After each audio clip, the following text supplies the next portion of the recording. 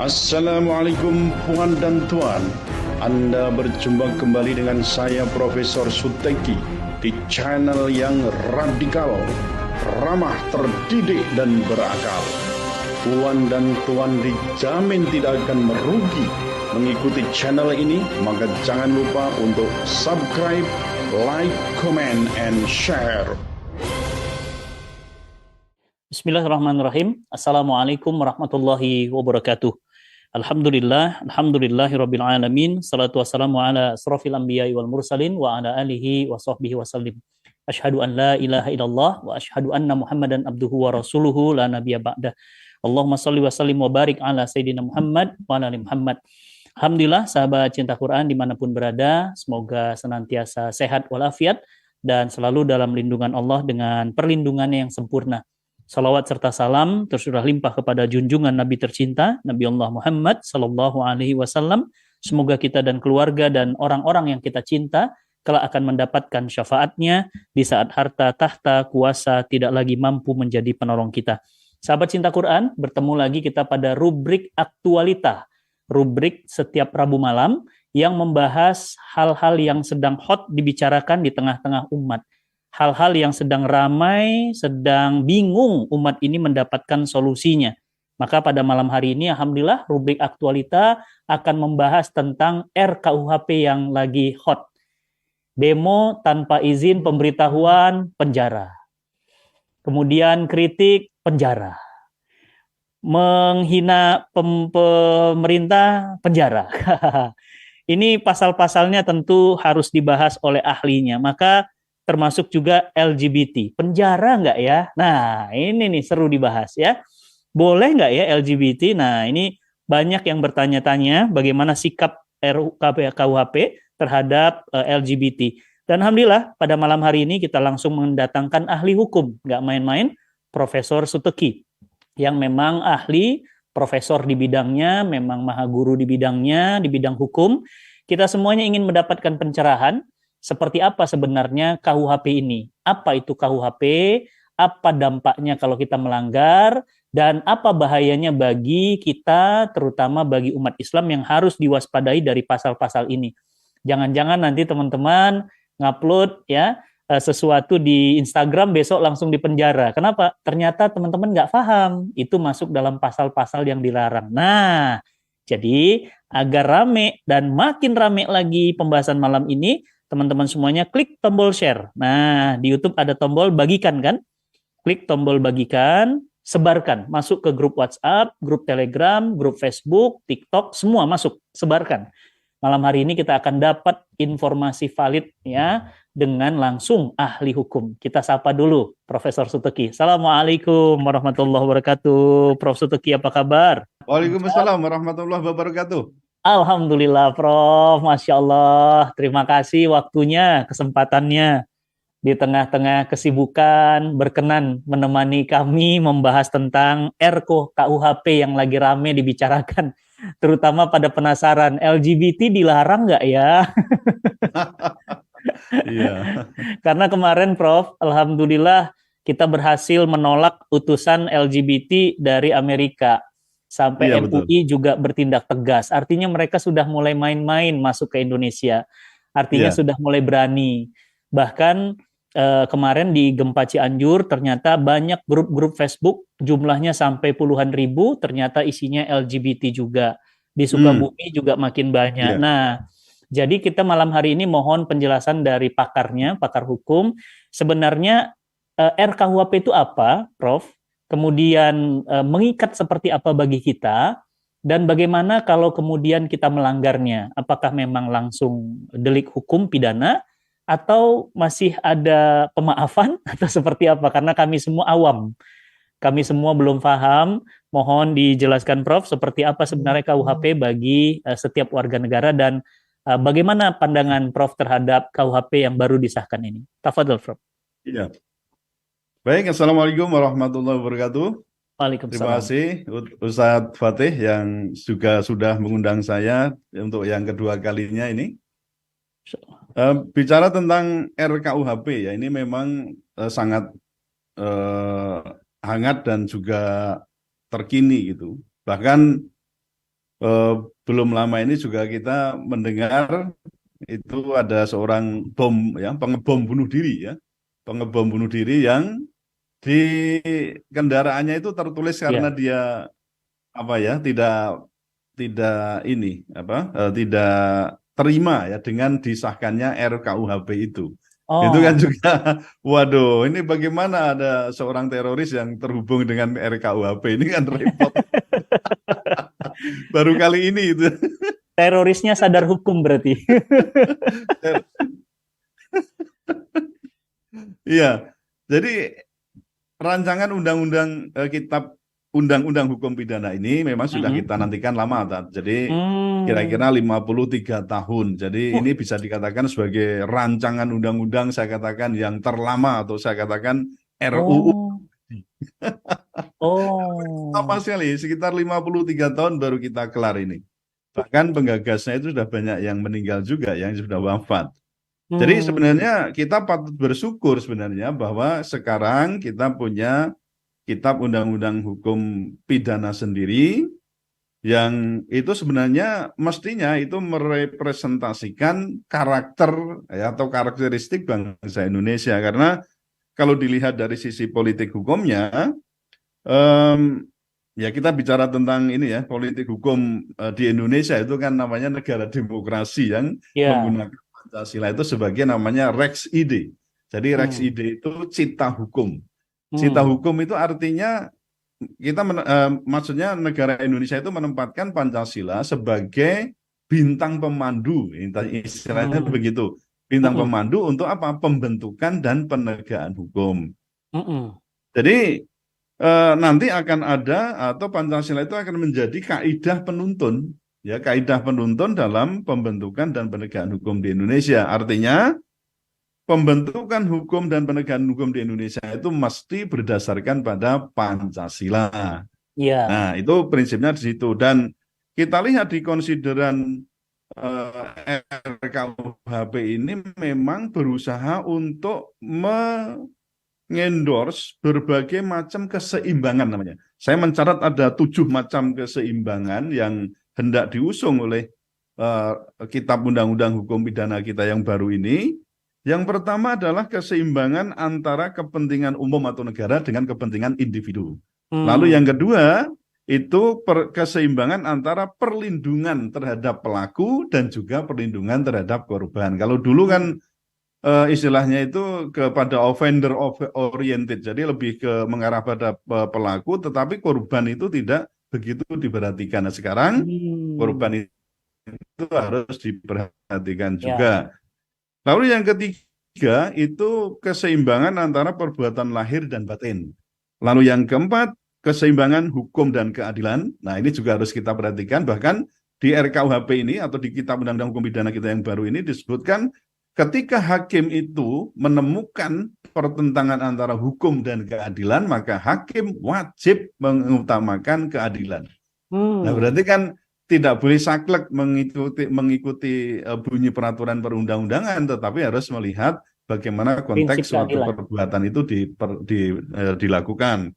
Kemudian Hmm. yang kelima, keseimbangan antara hukum tertulis dan hukum yang hidup. Nah, ini memang harus diperhatikan, artinya peraturan di KUHP mungkin mengatur A, tapi kita juga lihat di masyarakat ada hukum yang hidup. Bisa hukum adat, bisa hukum termasuk hukum agama, itu kan hukum yang hidup juga. Nah, itu juga harus diperhatikan, tidak boleh kita abaikan. Lalu yang keenam adalah keseimbangan antara nilai nasional dan nilai internasional atau dunia. Lalu yang ketujuh, keseimbangan antara hak asasi manusia dengan kewajiban asasi manusia.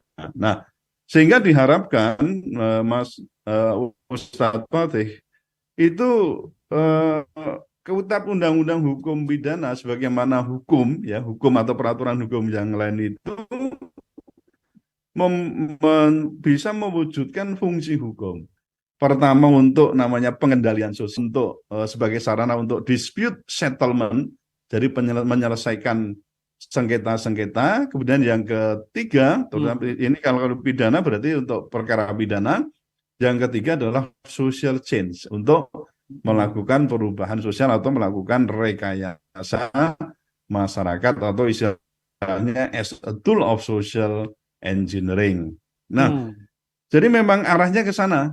Nah, kalau supaya ini terwujud, sebenarnya begini, konsepnya itu supaya fungsi-fungsi hukum yang 3 tadi berwujud, maka tidak boleh hukum itu terlalu, yang pertama terlalu rigid, ya, terlalu otoriter dulu. Jadi kekuasaannya tidak boleh terlalu otoriter.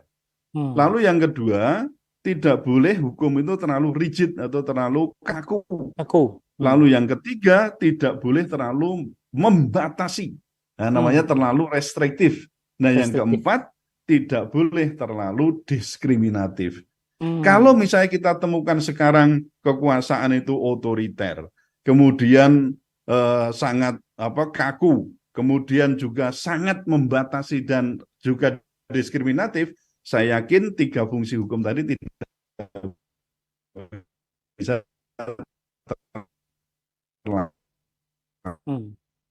atau memang masih dipersoalkan. Sebenarnya masih banyak lah, sekitar puluhan pasal ya, ini yang dipersoalkan. Antara lain banyak Ustaz Fatih sudah sebutkan itu, misalnya terkait dengan kejahatan terhadap keamanan negara. Nah, itu diatur khususnya mengenai kejahatan terhadap ideologi. Nah, itu misalnya di pasal 188, lalu ada 189 dan 190.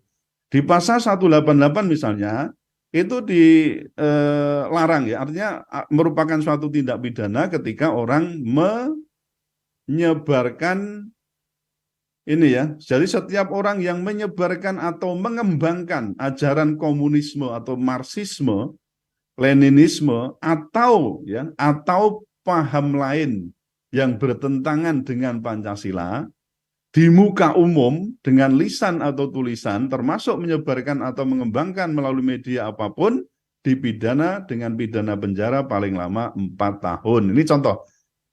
Ini pasal yang menurut saya itu juga ngaret gitu, ya. Jadi ngaret artinya ketika ditambah dengan frase tadi, ya, frase, semula kan tidak ada frase ini. Frase tadi atau paham lain yang bertentangan dengan Pancasila. Ini jadi masalah besar, terutama nanti akan berimbas pada para pendakwah, apakah itu ideologi atau agama, kan gitu. Iya. Ya, artinya dan atau paham lain itu nanti bisa dimain, terutama yang paling terpojok itu adalah umat Islam sendiri. Karena pengalaman yang sudah ada ketika misalnya waktu itu rancangan undang-undang haluan ideologi Pancasila, dulu ada RUU HIP, itu diajukan, sempat tidak mencantumkan di konsideran itu, maksudnya di pertimbangan itu TAP MPRS nomor 25 tahun 66. Lalu kan heboh kita, ya, heboh, segala kalangan heboh. Loh, kok bisa TAP MPRS kait dengan Pancasila? Maksudnya kan komunisme itu harus dikatakan di situ atau dijadikan alasan kita melarang adanya komunisme gitu melalui TAP MPRS nomor 25 tahun 66 itu. Nah, ketika itu sudah diprotes, kemudian mau diakomodasi. Penggagasan kan dari PDIP waktu itu. Nah, Sekjen PDIP Mas Hasto itu bilang, oke, kami adopsi atau kita terima masukan supaya TAP MPRS nomor 25 itu ditetapkan sebagai konsideran, tetapi kami juga, maksudnya pengusung ini meminta supaya 2 ideologi lain dimasukkan juga sebagai ideologi terlarang. Apa itu? Radikalisme, dan yang kedua adalah khilafahisme. Nah, itu jadi repot sekali nih. Sementara ya, jadi sementara radikalisme itu kan tidak jelas nomenklaturnya, tidak jenis kelaminnya juga nggak jelas, maka itu kan jadi masalah. Karena memang setiap agama, setiap ideologi mesti radikal, tidak mungkin tidak radikal. Nah, kemudian soal khilafahisme, loh, khilafah maksud jadi isme. Kapan itu khilafah jadi isme? Karena khilafah itu adalah sistem pemerintahan Islam, kan begitu. Ya, ini bagian Islam dari fikih siasah. Tidak bisa lalu dikatakan ini sebagai isme Isme. atau sebagai ideologi. Karena ideologi dari khilafah ya namanya Islam kan Islam. begitu. Nah, ini Betul. yang jadi rancu di situ. Maka akan sangat berbahaya ketika nanti penguasa itu memaknai atau paham lain yang bertentangan dengan Pancasila itu adalah radikalisme dan khilafahisme. Mungkin ada masuk lagi jihadisme, mungkin apa masuk lagi? Nanti lama-lama Banyak sholatisme. yang akan kesasar. Oh iya, bisa. Jadi banyak sekali lah yang bisa dimasukkan ke situ. Nah, lalu kemudian yang terkait dengan penghinaan terhadap wakil presiden, kepada pejabat, ya banyak sekali lah yang itu juga termasuk pasal-pasal yang menurut saya itu sangat rawan ya menjerat rakyat. Makanya saya kan pernah membuat juga satu tulisan yang judulnya itu ini pasal karet itu apa? Pasal karetnya itu sangat mungkin untuk menjerat rakyat, memenjarakan rakyat, tetapi apa demi kenyamanan pejabat. Nah itu jadi repotnya di situ. Nah kemudian yang terkait kalau yang sekarang ini yang kita mau bahas lebih khusus yaitu mengenai LGBT.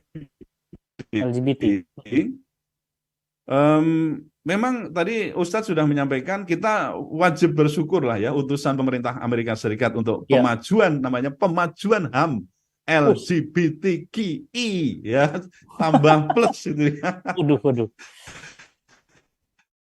Itu direncanakan mau di akhir tahun. Saya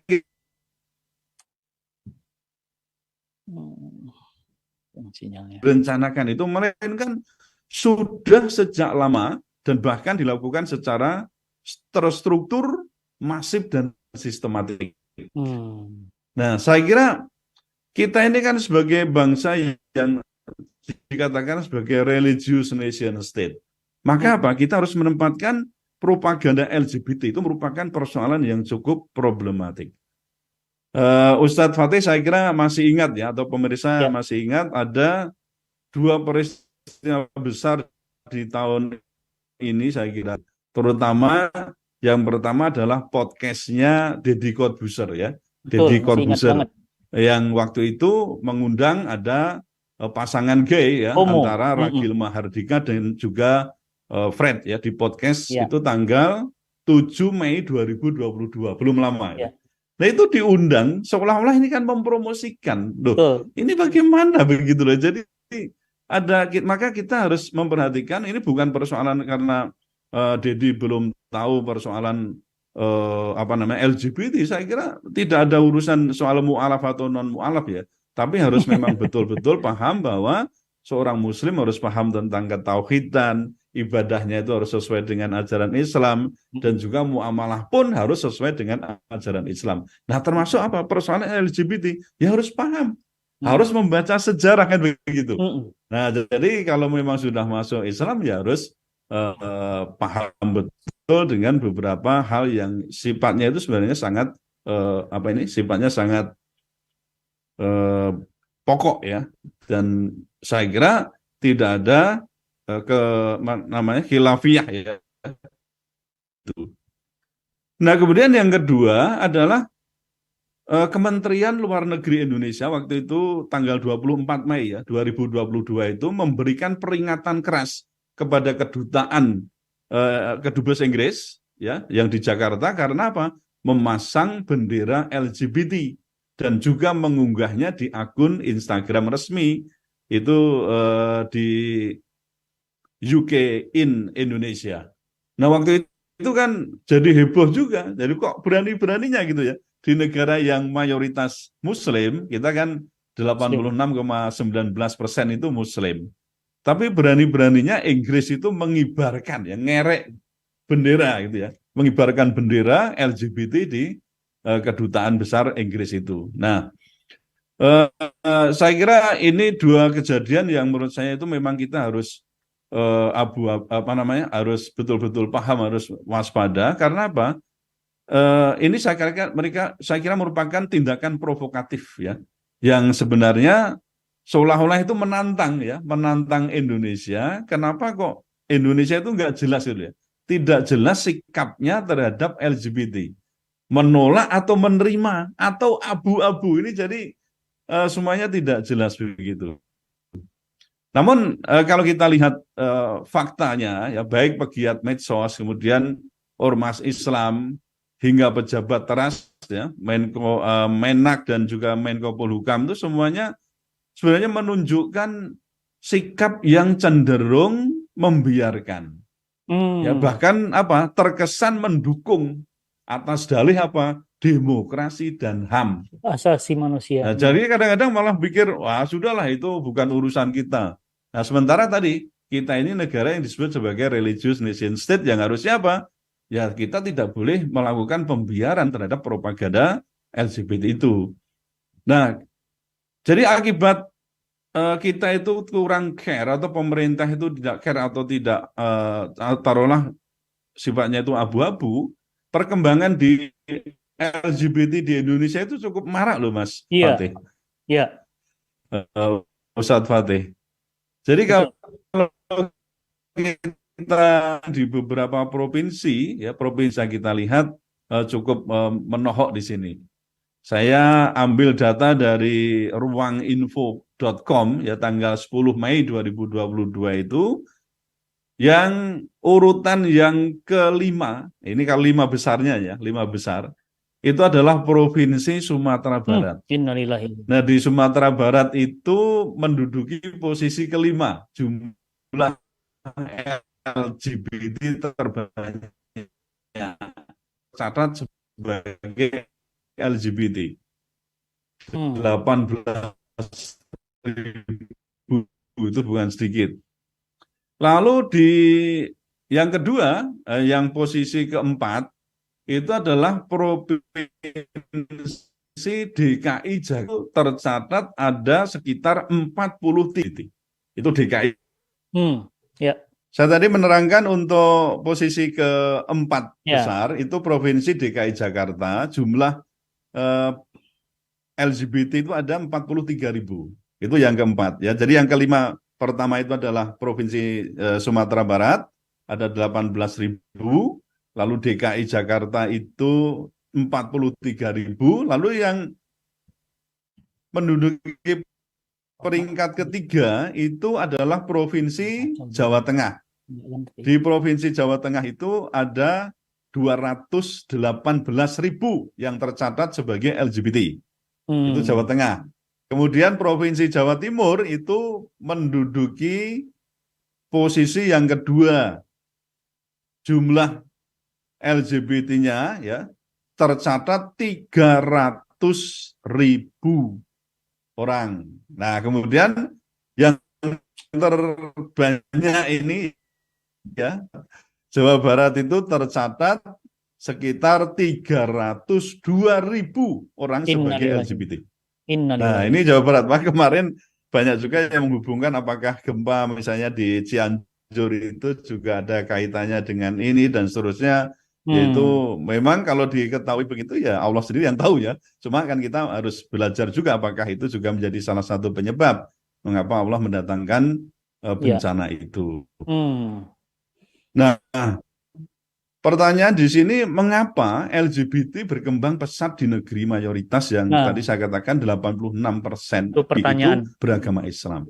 Ya, apakah hukumnya tidak tegas ya mengadopsi hukum mayoritas di negeri ini soal LGBT? Karena kalau kita lihat dari sisi hukum agama, ya jelas LGBT itu jelas dilarang, menjadi haram kan begitu. Jadi kalau saya katakan begitu, memang betul ya berdasarkan hukum positif kita, memang tidak ada yang secara langsung ya waktu itu ya, apalagi yang maksudnya KUHP yang sekarang kita miliki itu tidak secara langsung mengkriminalkan LGBT. Padahal kalau kita ketahui ya ini mestinya kan tidak sesuai dengan Pancasila kan itu kan.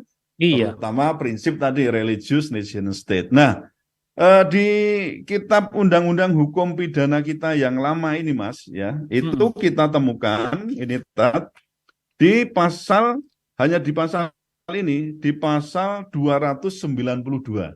292. Nah, ini disebutkan ya 29 begini, orang yang cukup umur, jadi orang dewasa, yang melakukan perbuatan cabul dengan orang lain Mm-mm.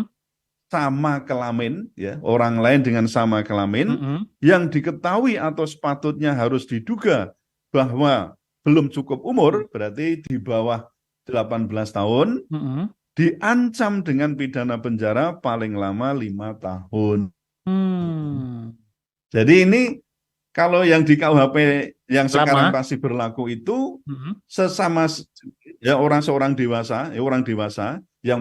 melakukan hubungan cabul atau perbuatan cabul terhadap orang anak di bawah umur sesama jenis, maka Mm-mm. itu akan dipidana dengan pidana paling lama 5 tahun penjara. Hmm. Tapi itu kan harus di bawah umur. Nah, kalau Iya. sesama Sesama orang-orang umur dewasa, nah, boleh. tidak ada hukumnya gitu loh. Makanya kan itu yang jadi dari Oh. sisi ini nggak ada bisa dikriminalkan gitu. Nah, Iya, iya, iya, yang iya. kasus ini kan dulu sempat menimpa Saiful Jamil. Ingat Iya, ya iya. Ustadz ya. Saiful Nah, Jamil masih itu ingat. kan karena korbannya adalah di bawah umur. Tapi kalau itu di atas umur, maksudnya dewasa, oh no problem, itu tidak ada masalah begitu loh. Iya. Dan itu yang jadi kemudian marak itu kan di situ. Nah, Mm-mm. sekarang ini kalau kita lihat eh, melalui Kitab Undang-Undang Hukum Pidana kita yang baru, yang kemarin sudah disahkan itu, Mm-mm. ada pasal ya yang mengatur lebih khusus ya, ini lebih khusus tentang hubungan sesama jenis.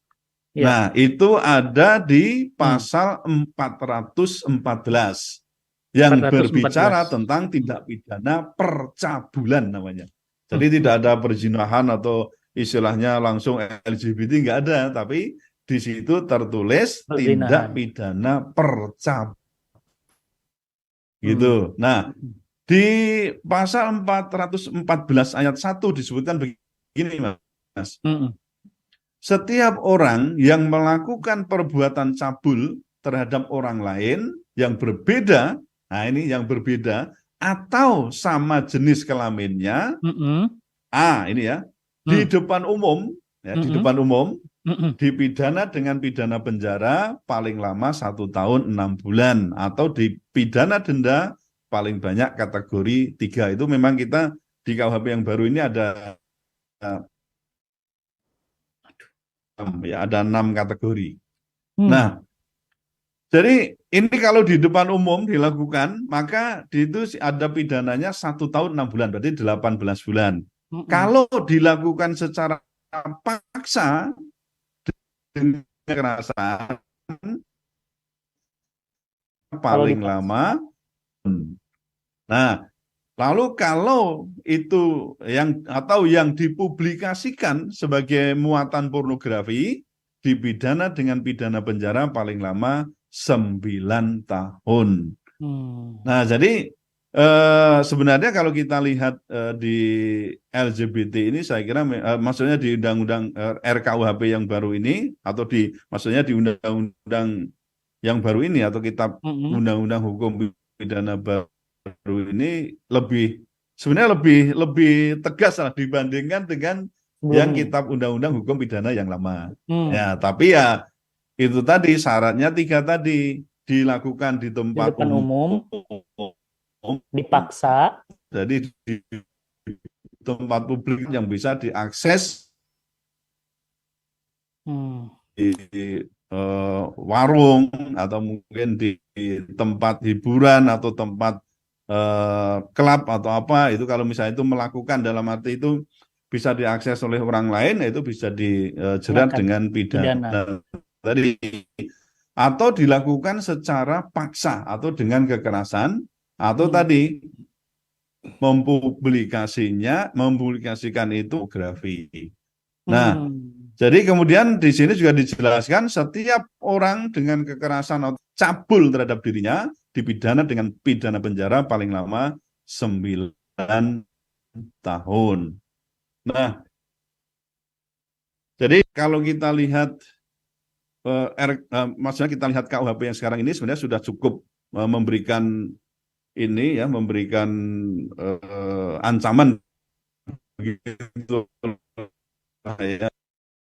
itu tidak dimasukkan sebagai sebuah perzinahan, yaitu memang perkembangan atau propaganda LGBT itu bisa jadi tetap itu akan terjadi di Indonesia. Cuma tadi kita sudah ya sedikit agak lega lah, meskipun tidak secara apa ya ketat begitu. KUHP yang sekarang sudah memberikan ruang untuk menjerat pelaku LGBT. Demikian Ustadz.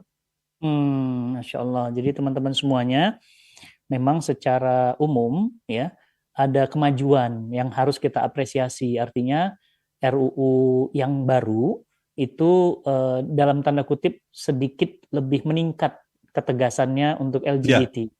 Tapi dengan catatan itu bukan kriminal ketika tidak di depan umum, tidak dipaksa. Satu lagi apa, Prof? Tidak dipublikasikan. Tidak dipublikasikan. Artinya masih boleh gitu. Jadi tidak menganggap ini sebagai kriminal, padahal di dalam Islam zina itu jarimah, kriminal. Dan LGBT itu juga kriminal. Dan mayoritas muslim di Indonesia ini kan muslim, beragama Islam. Nah, berarti kan Prof ada pertentangan, Prof. Ini bagaimana, Prof? Ada pertentangan antara keyakinan umat Islam dengan keyakinan konstitusi. Mana yang harus didahulukan, Prof? Sebenarnya kalau kita berteori ya, bagaimana human law, ini kan kitab undang-undang hukum pidana itu kan human law, jadi hukum manusia. Hukum manusia itu di level ketiga itu sebenarnya harusnya bersumber satu kepada kitab suci, ya kitab-kitab suci, lalu yang kedua pada hukum alam. Jadi ada divine law, ada natural law. Ya, jadi itu sumber untuk membentuk namanya human law atau hukum manusia. Tetapi ya itu tadi ketika misalnya kita sebagai negara demokrasi yang memang tidak menjadikan agama itu menjadi sumber ya, apalagi kok sumber utama. Sebenarnya bisa menjadi sumber karena memang teorinya begitu. Tetapi ketika lebih kepada kita cenderung pada negara sekuler ya, sekuler dan tidak menjadikan agama itu menjadi sumber utama dalam mengatur hukumnya atau membuat hukumnya, otomatis semuanya tergantung dari kesepakatan yang tadi lebih cenderung pada persoalan human right. Karena kan sampai sekarang pun banyak pihak yang mengatakan bahwa itu kan LGBT memang ada dan kita harus menghormati mereka kan begitu kan. Itu tadi pemajuan soal HAM, soal hak asasi manusianya. Sementara kita sebenarnya umat Islam maksud saya itu punya hukum sendiri bahwa LGBT itu memang dilarang. Tapi tadi saya katakan Ustadz bahwa ini pasal 414 itu sudah bisa dijadikan sebagai landasan lah untuk menjerat pelaku LGBT. Karena memang tidak mungkin kan mereka itu nanti akan ketahuan lah. Nggak mungkin mereka akan, ya kalau sembunyi-sembunyi lah. Kalau sembunyi apa kita bisa melakukan itu kan tidak mungkin. Maksudnya menangkap kan tidak mungkin kalau orang sembunyi. Karena kan perzinahan yang lain pun kan kalau sembunyi mana bisa kita tangkap. Tapi bisa ada indikasi di situ dilakukan perbuatan cabul tadi. Karena ini masuknya ke percabulan.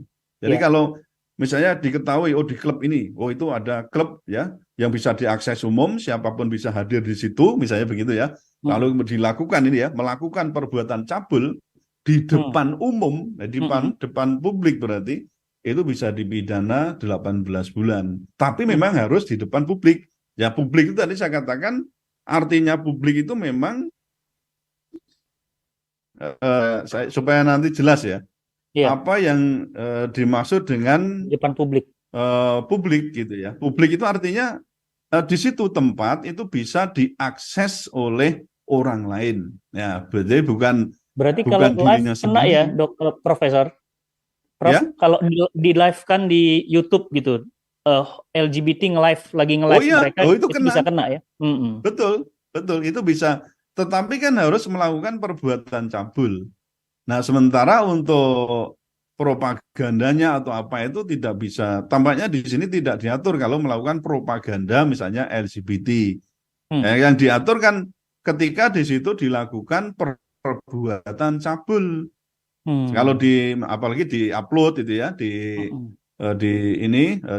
maksudnya lewat Instagram atau mungkin lewat YouTube atau mungkin lewat Mm-mm. Apa itu? Tapi di situ ketika misalnya ada adegan-adegan yang sifatnya cabul, ya, Mm-mm. itu ya bisa dipidana, Ustadz.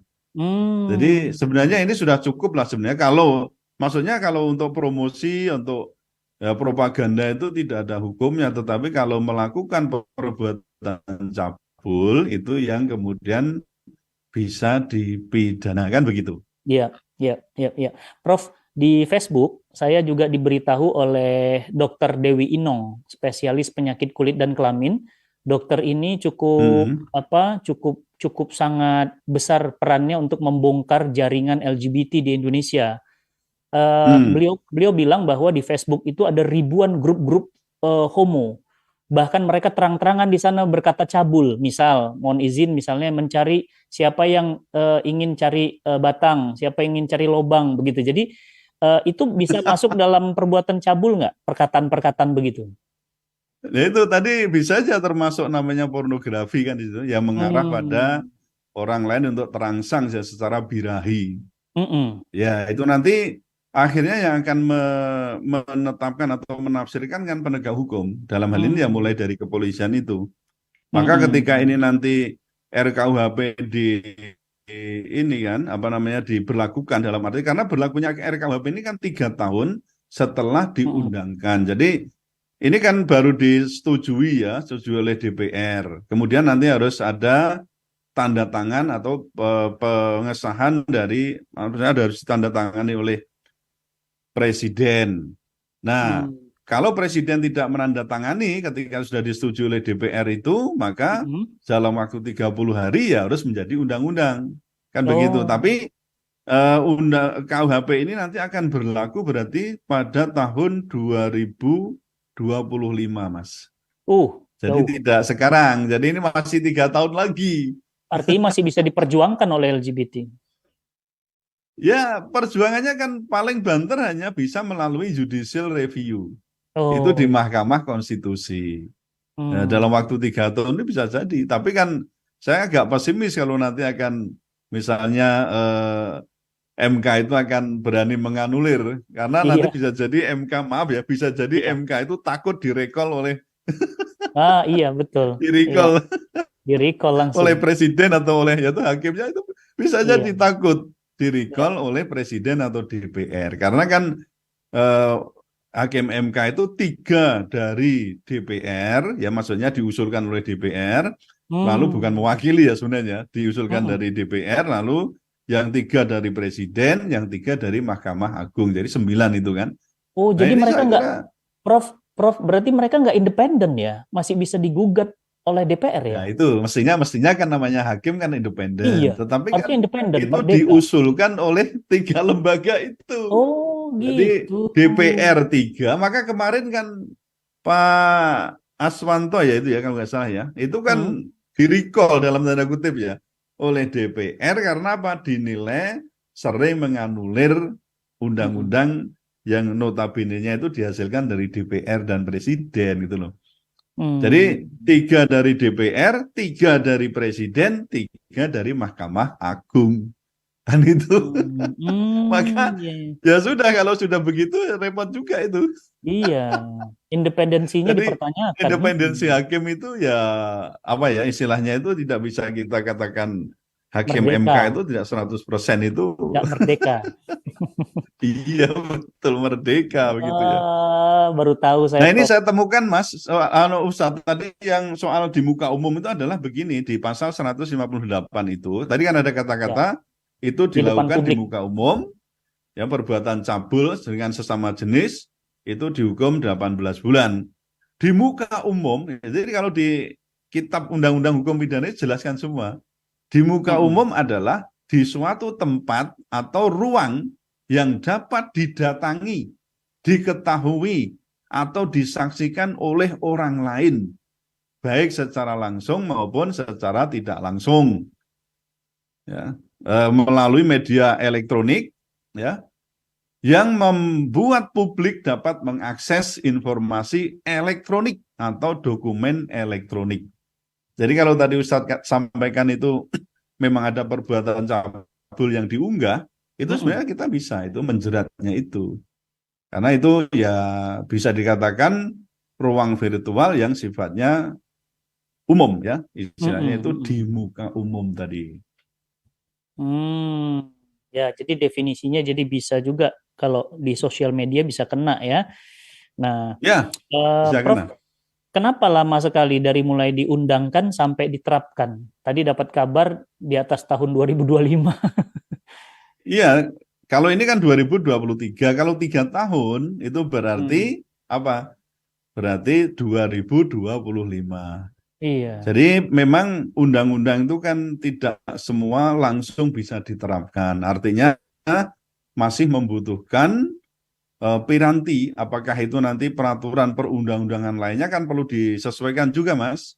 Halo Ustaz. Jadi ada nanti undang-undang yang harus dicabut, misalnya ya memang sudah ada yang dinyatakan di sini di KUHP ini sudah dinyatakan, misalnya nih, memang pasal yang mengatur tentang larangan menyiarkan berita bohong atau kurang lengkap itu kan ada ini di sini di KUHP ini. Nah, berarti apa? Di KUHP ini juga nyatakan Undang-Undang Nomor 1 Tahun 46 ya, Nomor 1 Tahun 46 itu dinyatakan tidak berlaku. Yang Undang-Undang tentang menyiarkan berita bohong yang menimbulkan keonaran itu loh. Yang salah satunya juga menimpa apa ya? Habib Rizik Syihab kan pakai Undang-Undang 146 itu. Nah, itu benar. Jadi lalu undang-undang yang baru ini, maksudnya kita undang-undang hukum yang undang-undang ini sosialisasikan secara teknis, operasional. Kepada siapa? Kepada polisi, kepada jaksa, kepada hakim, sampai kemudian lapas, kemudian ke masyarakat. Ini butuh dikomunikasikan dulu. Karena kan tidak ini barang yang menyangkut masyarakat secara luas, maka tidak boleh sembarangan, tidak bisa langsung diundangkan. Ini kan namanya kitab ratusan 600 sekian pasal dan itu riskan semua. Maka penegak hukum itu harus punya keterampilan khusus, terutama bagaimana nanti menafsirkan, menerapkan pasal-pasal itu di dalam penegakan hukum atau di dalam masyarakat itu. Maka ya sangat logis berlaku selama 3 tahun ke depan itu. Coba Ustadz bayangkan kalau hari ini misalnya setelah diteken kemudian berlaku, bahaya itu Ustadz. Yang sekarang kan kemarin kan banyak ini yang beredar itu, wah ini gaya apa nih DPR atau juga pemerintah sekarang ada undang-undang ini nanti akan menjerat orang yang mendemo karena ini yang RKUHP ini yang sudah disahkan menjadi undang-undang ini. Enggak bisa karena sekarang masih mengikuti pola lama. Masih mengikuti hukum yang lama karena ini berlaku untuk 3 tahun ke depan. Lalu juga ada kan, wah ini hanya untuk Sambo misalnya, enggak bisa untuk Sambo masih ikut KUHP yang lama. Karena berlakunya untuk 3 tahun ke depan kan begitu. Jadi ya jangan khawatir. Tapi kita khawatirnya itu karena pasal-pasal yang tadi ya saya sebutkan ada 9 atau mungkin lebih, ada puluhan pasal rakyat. Meskipun ini ada catatan, ada catatannya misalnya penghinaan, pencemaran nama baik itu memang menjadi delik aduan absolut. Sekalipun itu penghinaan negara atau kepada presiden dan wakil presiden yang aduan yang absolut. Jadi harus yang bersangkutan sendiri yang mengadukan Ustaz. Salah satu maksudnya softnya itu di situ. Dulu kan bisa aja ini yang menghina presiden, wakil presiden langsung ada yang melaporkan, ditangkap dan seterusnya. Ini enggak, deliknya delik aduan. Jadi harus presiden atau wakil presiden sendiri yang mengadukan kepada aparat penegak hukum, dalam hal ini polisi. Iya. Prof, ada yang menarik Prof. Memang perjuangan para pejuang LGBT ini luar biasa menurut saya. Saya masih ingat Prof. Saya itu pernah berdakwah di Australia.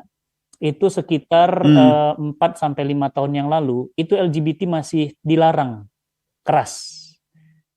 Dan alhamdulillah saya berdakwah lagi ke Australia terakhir 2020 sebelum Covid, bulan Februari saya masih ingat. Saya keliling Australia. Sekarang Australia sudah legal, bahkan diajarkan di kurikulum. Iya, sama Belanda, ya Iya. kan, sama Inggris. Nah, kemudian Iya, menarik lagi, dulu Thailand juga melarang LGBT, sekarang legal. Dulu Singapura juga melarang LGBT, sekarang legal. Nah, bukan Iya. tidak mungkin, Prof. Indonesia dulu juga haram, nanti juga boleh. Jadi, Itu makanya dakwah Islam kita tidak boleh berhenti, Ustadz. nah Betul kan? itu, betul. Jadi Harus orang-orang yang punya pengaruh atau kita lah ya, yang itu harus memang bersuara terus. Jangan sampai berhenti untuk menyuarakan menolak LGBT. Propagandanya aja kita tolak. Harus ditolak. Apalagi kok sampai perilaku LGBT kan gitu. Propagandanya kita tolak. Karena memang itu sangat berbahaya, dan kita belajar tadi dari negara-negara yang lain yang semula menolak, melarang LGBT, sekarang ya sudah. Karena promosinya memang tadi saya katakan secara masif, terstruktur, dan sistematis. Dan ada duitnya gitu loh, saat itu digelontorkan dana kan bukan main itu. Sekarang kayak Amerika Serikat itu mempromosikan pemajuan hak asasi manusia LGBT itu untuk apa kalau kita pikir? Nah, saya nggak tahu agenda yang di belakangnya itu sebenarnya apa, Ustadz? Apa itu benar-benar hanya HAM toh, atau mungkin ada efek-efek yang lain? Karena semakin banyak LGBT, otomatis kan penyakit AIDS nanti akan semakin tersebar, kan itu kan? Ya, AIDS tersebar, nanti apakah akan menjual vaksin AIDS atau vaksin apalagi yang nanti kira-kira itu akan mendatangkan duit ya, bisnis is bisnis itu. Itu bisa jadi ke sana, Ustadz. Jadi bukan semata-mata mereka, saya pikir mengeluarkan duit itu nggak akan free, no free freelance lah ya. Tidak ada makan siang yang gratis. Jadi prinsip mereka itu katanya mengeluarkan uang $1, bagaimana kemudian bisa menarik 3-5 dolar. Betul. Kan untungannya begitu. Dan jadi yang saya yakin itu bukan hanya semata-mata human right hak asasi manusia. Karena dalam perspektif hukum alam sebenarnya, Ustadz. LGBT itu kan termasuk perbuatan yang di luar hukum alam. Jadi hukum alamnya kan laki-laki itu mencintai perempuan, kan itu kan? Perempuan mencintai laki-laki. Kan begitu. Itu hukum alamnya. Bahkan saya membaca dari sisi teoretik itu, ketika lesbian ya atau gay itu dianut, maka sebenarnya mereka sedang bertindak secara immoral namanya. Itu perbuatan yang immoral. Gak usah ngomong agama, tapi adalah perbuatan moral yang aja udah kena. Iya. Betul, gak usah ngomong agama. Jadi moral saja itu sudah kena begitu. Apalagi kita ngomong agama. Saya pikir agama manapun, mana sih yang membolehkan terjadinya atau dilakukan LGBT gitu. Ada yang menarik, Prof. Teman saya bilang, Allah itu menciptakan Adam dan Hawa, bukan Adam dan Bambang. Waduh, betul. Iya, jadi kembalilah kepada fitrah, teman-teman semuanya. Ini menarik sekali diskusinya, panas, dan Masya Allah, Prof, yang nonton juga cukup ramai sekali. Dan teman-teman semuanya makin ramai, makin panas lagi. Silahkan ada kesempatan bertanya nih, mumpung narasumber kita profesor ya. Dan bukan profesor kaleng-kaleng, beliau guru besar, teman-teman semuanya, hukum. Jadi profesor juga manusia. Masya Allah. Jadi bagi teman-teman, silahkan saya buka sesi tanya jawab. Silahkan ada kesempatan untuk bertanya kepada Profesor Suteki. Dan teman-teman follow Instagram beliau. Saya mohon bantuan kepada admin untuk mengembed Instagram Profesor Suteki di YouTube, sehingga teman-teman nanti bisa berteman dan berkenalan, dan juga bisa ikut kajian-kajian hukum dari Profesor Suteki. Prof, ini mau ditanya lagi, Prof. Kira-kira kalau kemudian cabul itu termasuk perzinahan, dan perzinahan itu kan tadi kena itu kan kalau ada yang melaporkan. Kalau tidak ada yang melaporkan kan aman. Artinya ya siapa juga yang mau melaporkan. Kalau nggak ada laporan kan aman. Ini apa yang mendasari negeri ini kok hati nuraninya hilang ya? Coba dia bayangkan kalau itu anaknya. Coba kalau dia bayangkan itu istrinya.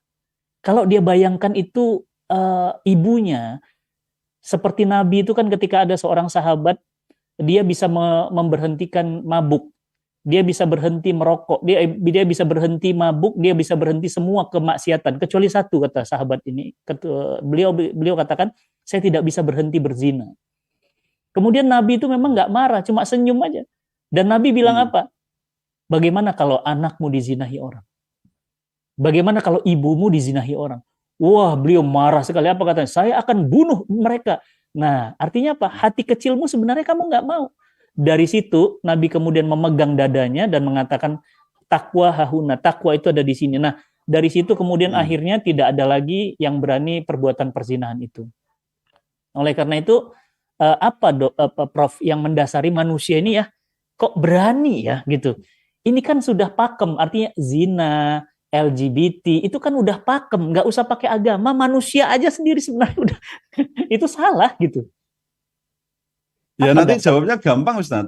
Kalau nggak ada orang begini, nanti neraka yang ngisi siapa?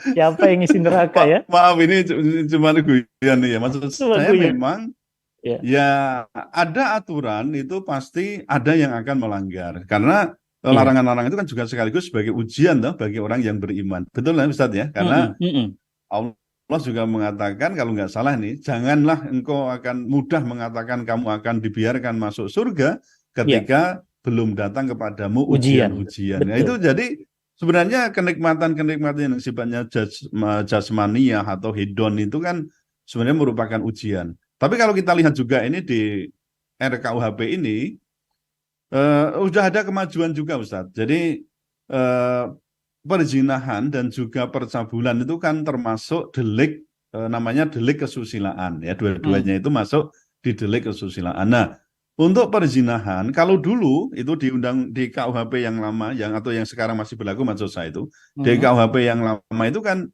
perzinahan itu itu merupakan delik aduan dan yang mengadukan itu hanya suami atau istrinya.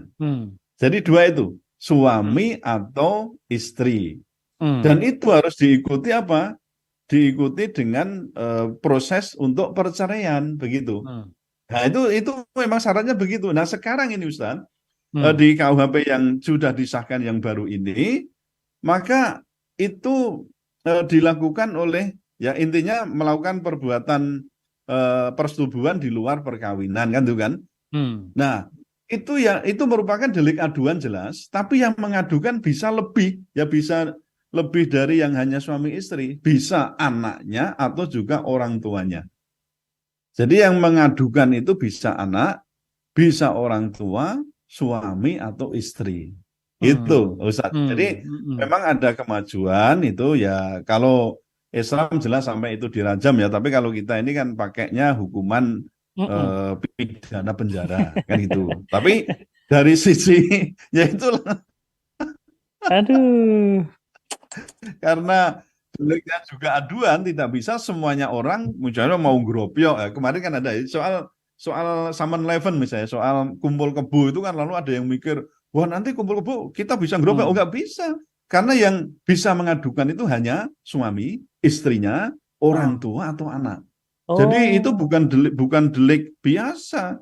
Jadi kalau polisi mau bertindak sendiri, kemudian rakyat atau orang-orang lain mau bertindak melaporkan sendiri, nggak bisa. Karena yang bisa melaporkan hanya orang-orang yang terkait dengan dirinya. Istri, suami, orang tua atau anak. Cuma itu. Artinya kalau nggak ada ya bebas ya sebenarnya. Iya, kalau mikirnya begitu tadi saya katakan Ustaz, kalau tidak diketahui ya bagaimana orang mau, ya itu hubungan antara Allah dengan dia sendiri kan. Tapi kalau itu sudah terbuka atau diketahui orang lain tapi tidak mempunyai hubungan kekeluargaan tadi, itu tidak bisa melaporkan. Iya, Prof, ada yang menarik teman-teman semuanya. Mari coba kita sedikit merenung. Silahkan teman-teman buka Quran surah Al-An'am. Teman-teman cek di sana, ini ayat jelek banget. Ayat 56 teman-teman ya. Al-An'am.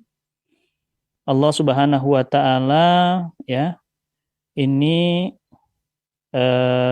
menjelaskan kepada kita ya bahwa Allah Subhanahu wa taala menjelaskan Quran surah Al-An'am 56 57 ini, innil hukmu ilalillah, ya, menetapkan hukum ini haknya Allah gitu. Jadi bayangkan kalau kemudian kita berani-beraninya merampas hak Allah, Prof gitu. Innil hukmu ilalillah. Jadi kalau kita ini sudah berani menetapkan hukum, berarti kita sudah menjadi Tuhan-Tuhan baru. Kita sudah berani mencampakkan hukum Allah. Jadi innil hukmu ilalillah. Menetapkan hukum itu haknya Allah. Jadi nggak boleh kita ya merampas Allah sebagai Al-Mudabbir, Al-Hakim. Nah, ini kan fundamen banget kalau bisa kita bilang akidah ya, Prof. Jadi ngeri banget ya kalau kita lihat hari ini kita ini sudah berani menggantikan hukum Allah gitu. Maka pernah Prof saya bilang, perkataan saya ini jadi viral kemana-mana ya. Saya bilang begini, apa itu sekuler? Sekuler itu Allah disembah, tapi peraturan Allah dianggap sampah gitu. Jadi betul. Iya. Allah itu kita sembah, memang kita bilang ihdinas siratal mustaqim, kita bilang iyyaka na'budu wa iyyaka nasta'in gitu kan.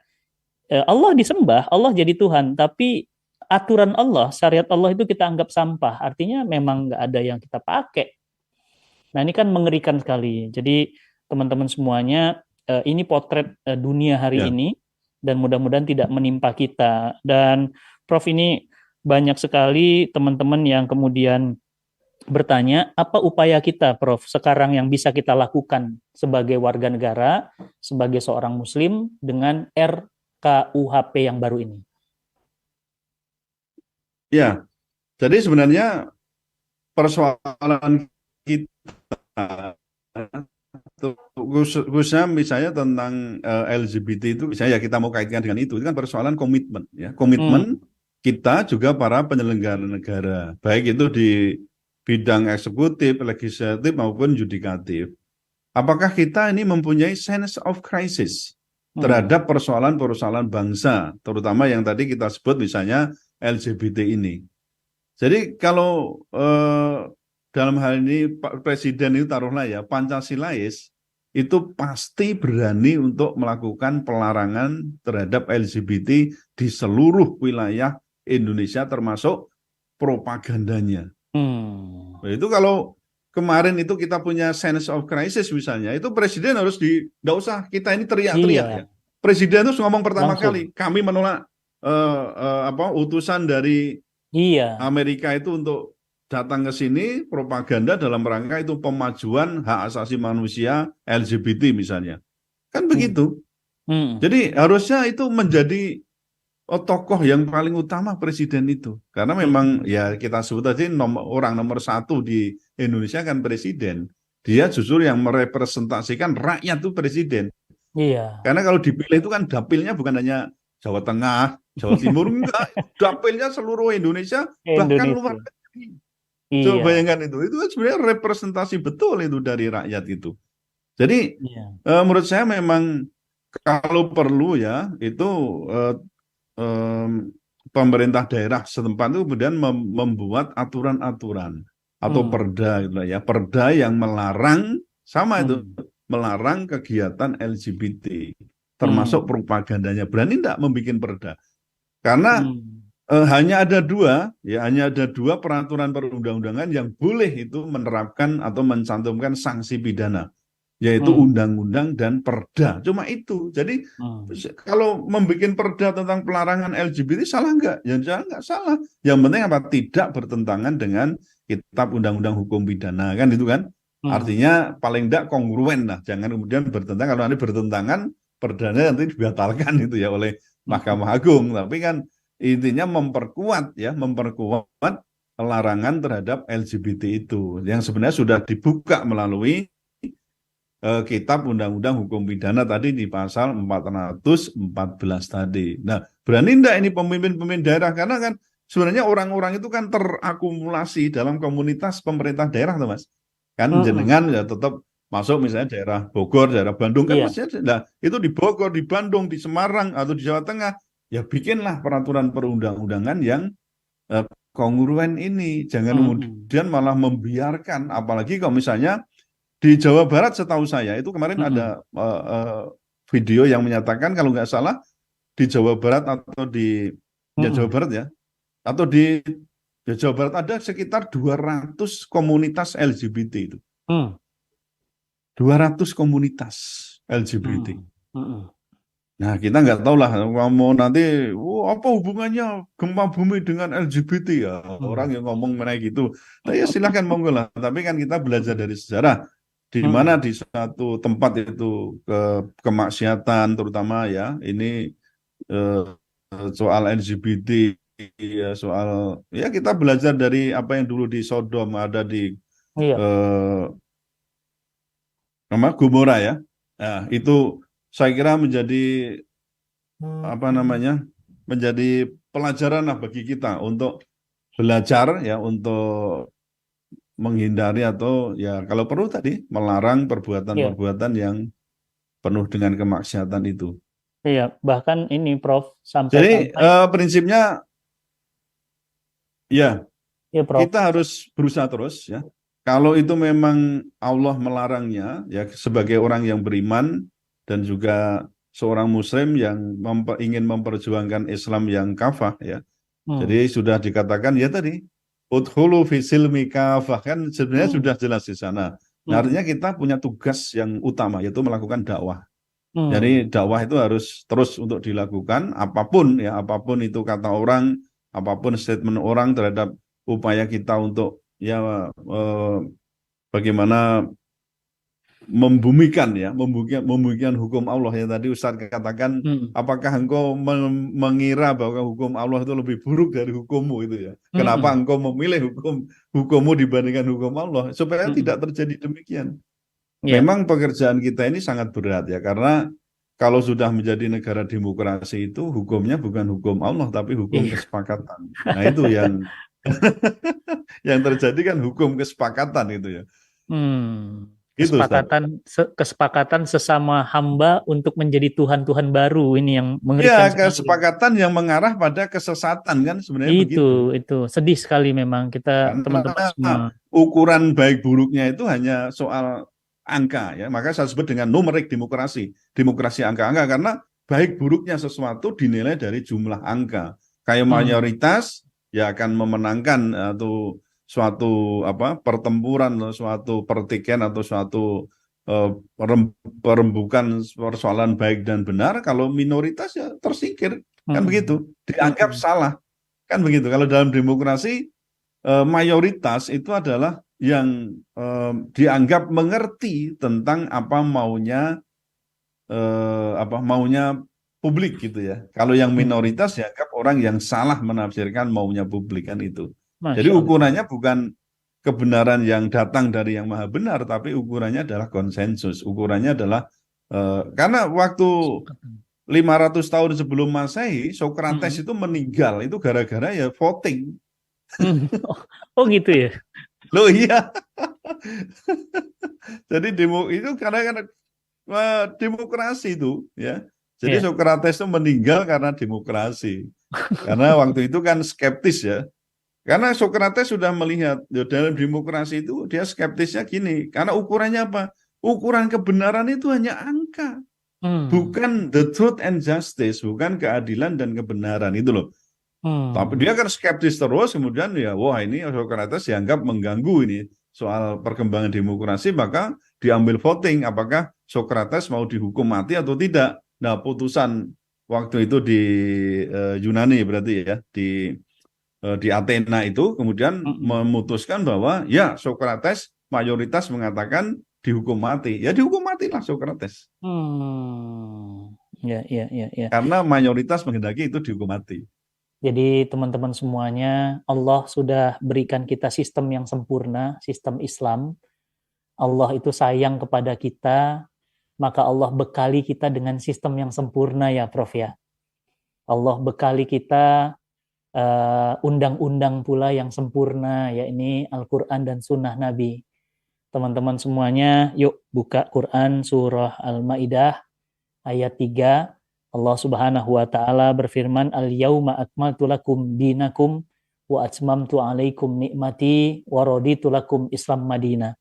Hari ini telah aku sempurnakan agamamu dan telah aku cukupkan nikmatku untukmu dan telah aku ridho Islam menjadi agamamu. Jadi Islam itu sempurna, Islam itu sistem yang mencakup semua, Islam itu adalah nikmat bagi kita. Pertanyaannya teman-teman, mengapa kita mengambil selain Islam? Padahal Allah yang maha tahu tentang kita ya Prof. Allah yang menciptakan kita dan kepada Allah pula kita akan kembali. Teman-teman semuanya, seru sekali pembahasan dengan Prof. Suteki, tapi memang waktu pula yang membatasi kita. Mudah-mudahan Allah berikan kita kesabaran ya Prof. Untuk berjuang terus, untuk istiqomah terus, menyelamatkan manusia dari kehancuran dan mengembalikan manusia pada fitrahnya. Dan tentu kita semua menginginkan punya anak, punya keturunan yang soleh dan solihah, rumah tangga yang sakinah, mawaddah, warahmah, bukan rumah tangga seperti binatang, bukan rumah tangga yang penuh dengan kerusakan. Tentu secara fitrah kita rindu kepada kehidupan Islami. Teman-teman semuanya, yuk berjuang lagi dan terus berjuang lagi. Jangan marah-marah, jangan ngamuk-ngamuk, tapi berjuang dengan pemikiran, berjuang dengan ide-ide, berjuang tanpa kekerasan. Yang diajarkan guru saya selalu tidak ada perjuangan kekerasan, apalagi ngebom Polres. Iya betul. Ghazwul Fikri, Ustadz. Wah, itu kita tidak pernah diajarkan seperti itu. Betul. Yang kalaupun kita ngebom bukan sesama Muslim, apalagi menghancurkan tempat umum, bukan seperti itu ajaran Islam. Islam sangat mencintai yang namanya keselamatan, karena Islam itu salam ya, keselamatan. Maka teman-teman semuanya kita banyak-banyak berterima kasih kepada ulama-ulama kita, dari mereka lah hidayah sampai kepada kita. Teman-teman semuanya, malam ini kita banyak sekali dapat pencerahan dari Prof. Suteki. Prof, mohon izin kalau nanti diundang lagi mohon berkenan. Siap. Insya Allah. Karena kami nggak mengerti seluk-beluk hukum hari ini, dan bisa jadi mungkin kami tidak melanggar hukum Allah, tapi kami melanggar hukum ketentuan hukum manusia, hukum negara. Jadi, misalnya saya tidak makan riba, itu kan sesuai dengan hukum Allah, tapi dengan hukum hari ini saya bisa salah karena tidak makan riba. Saya tidak bayar pajak, mungkin bagi Islam itu benar, tapi bagi hari ini saya bisa dipenjara kalau tidak bayar pajak. Jadi inilah pertentangan. Betul, Ustaz. Pertentangan hukum hari ini, Prof. Mudah-mudahan kita semua diberikan kesabaran, kekuatan. Terima kasih teman-teman semua yang sudah nonton. Jangan lupa setiap kita yuk klik tombol share, bagikan, karena ini akan disimpan di disimpan di YouTube, dan banyak yang teman-teman lain yang telat bisa nonton ulang ya. Banyak hal yang kita dapatkan dari Profesor Suteki. Meski tadi ada sedikit gangguan sinyal, kami mohon maaf. Dan boleh satu kesimpulan Prof sebelum ditutup dari Profesor Suteki tentang LGBT dan RKUHP.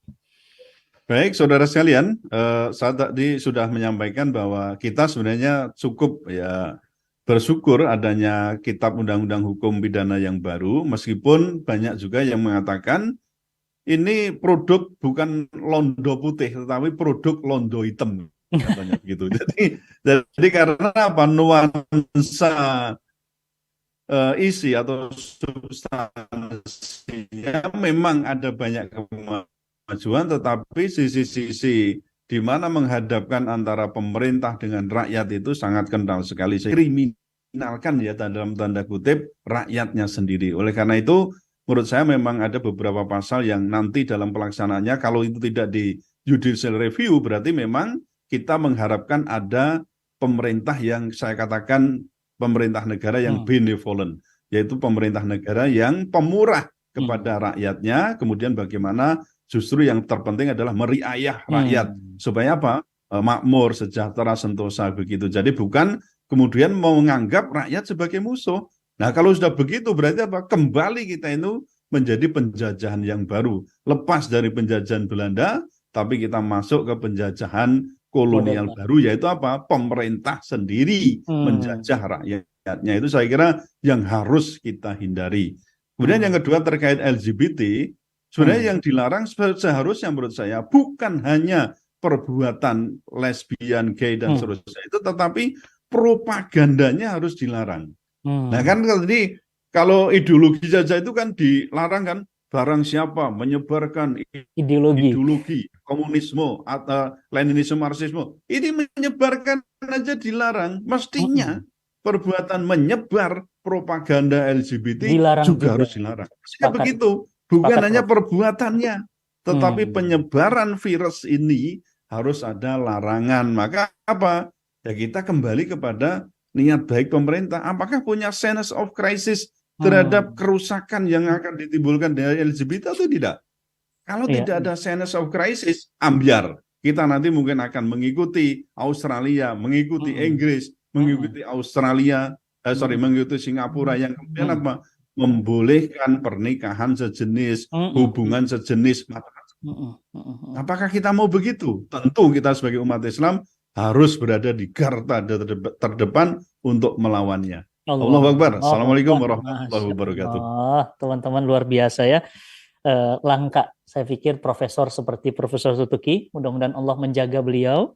Mudah-mudahan Allah memberikan kekuatan, kesehatan selalu kepada beliau. Dan mudah-mudahan anak keturunan beliau Allah muliakan di dunia dan di akhirat.